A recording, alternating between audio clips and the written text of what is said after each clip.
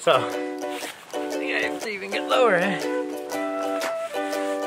So I finally unpacked everything from my kayak. It takes a good, I don't know, 5-10 minutes.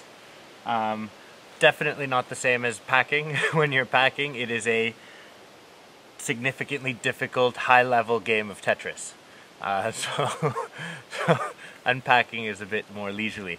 That being said, the difference is that when you're unpacking, usually you're tired, wet, you just got dumped in the water, you're etc, etc, etc, exhausted from the hike, whatever it may be. I think for almost any type of unpacking. It's like setting up your tent when you're going up a mountain. It's like, but anyways, back to the point. So if you want to know what you can put in a kayak, this will give you a decent idea of how much stuff you can fit.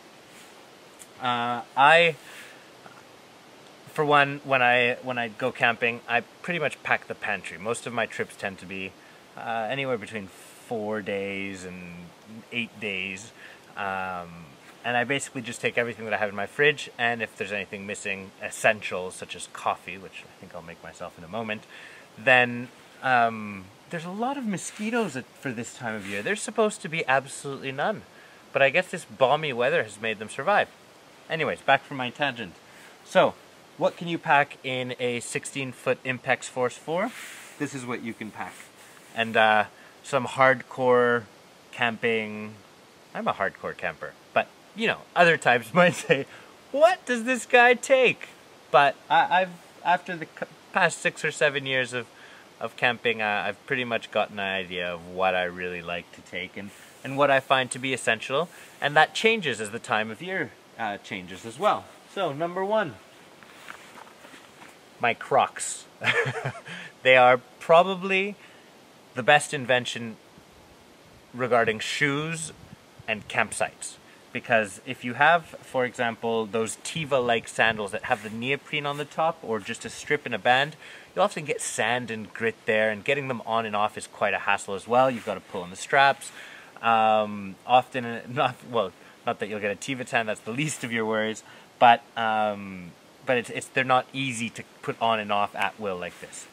These things you can put them on and off without taking a second, i.e. you really got to pee and it's 5 in the morning and you've heard lots of eerie noises outside. Well, this is exactly the type of shoe you'd like to have outside your tent. So you put these on and go running out and really hope there isn't anything out there. And often there is, because they're attracted by the food from your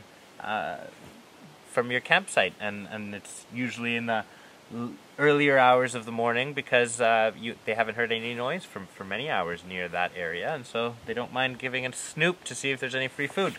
Crocs, number 1. Coiled rope for the tarps and whatnot. I think I have about 20 feet here. This is, I'd say, maybe 6mm rope. I'm beginning to think that I should have thinner rope than that. That being said, I also use that to tie stuff onto my car. My amazing, I cannot emphasize this anymore, but my mind-boggling Sportiva boots. These are my mountaineering boots. I can't really call myself much a mountaineer, considering I've only climbed a couple of mountains, or 3 or 4. 3 of them being in the Andes and not higher than 3,000 feet. That being said, I was alone, and I learned why you don't camp on the top of a mountain. But these boots are phenomenal, absolutely phenomenal. They are the most comfortable, waterproof, warm boots that I have. And it's starting to rain, so I'm going to have to take a pause on you because the camera is getting wet. Well, I really was enjoying doing my what's in the kayak. Let's try going like this. Let my shorts get wet.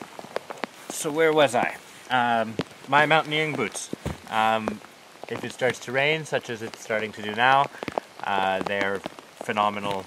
Pop these puppies on and your feet are toasty. If you're using some good gaiters with them, you could be knee-deep in water and not a drop will get in, and they will still stay extremely warm. These, I believe, are highly recommended for people with narrow feet, and I think that comes from Sportiva in itself, the brand, but I'll have to double check on that. Best boots, winter, summer, anything boots that I've ever worn in my entire life.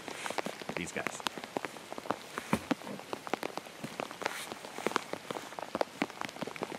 An axe. Well, you know what you use an axe for, and it's quite something necessary if you're trying to make a campfire and there's a big dead log near you that you'd like to take down, or cut up into pieces so it's puttable in a fire. Great also if you can't find a campsite, such as has happened to me many a time, and you have to make one. I don't think Parks Canada would like that, but it has happened to me before. My book's getting wet. I highly recommend that you bring a book, although most of the time you're too tired to read. If you have a calm day, it's a nice thing to have. I'm reading the Mammoth Book of Adventures on the Edge. This is primarily mountaineering stories, pretty much all mountaineering stories and one rock climbing story, but they are extremely intense.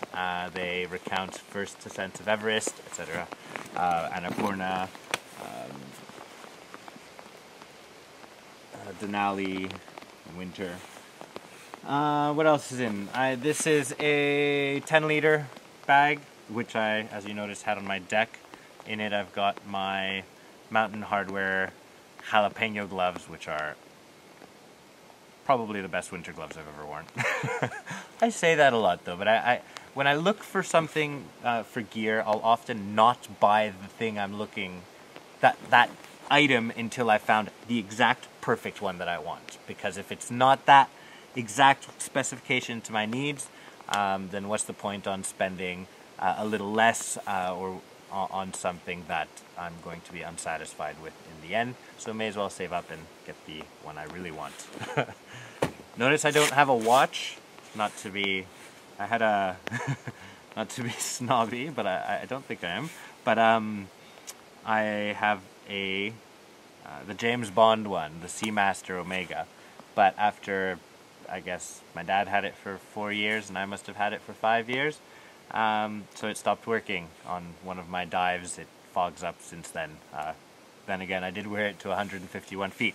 But moral of the story is I'm not wearing a watch because I'm saving up to get a watch which I truly like, or maybe they'll sponsor me, which is the Panerai Luminor watch. It's a little bit expensive though for the one I want. It's titanium, and yeah, I had an in-between watch. It was a one of those Nixon plastic ones, but I quickly got tired of having it on my hand, and a friend liked it, and I said, all yours, buddy. Headlamp. Princeton headlamps. Now, when I tell you I've gone through headlamps, I have gone through headlamps. I've gone through maybe a dozen, I'd say. And in the end, you realize, okay, what is it that I'm looking for? Well, I'm looking for something that's waterproof. I'm looking for something that's extremely powerful and durable. I found this finally in my Princeton Tech H2O 1 meter regulated lead lithium 4 lithium batteries powered headlamp. I'll show you at night, but it's like a airplane strobe. It's almost that powerful. Bugs. There aren't supposed to be any bugs right now. I came earlier this year and there weren't any. Then again, it was crisper. I think I was more north too. Pelican camera case, 1400.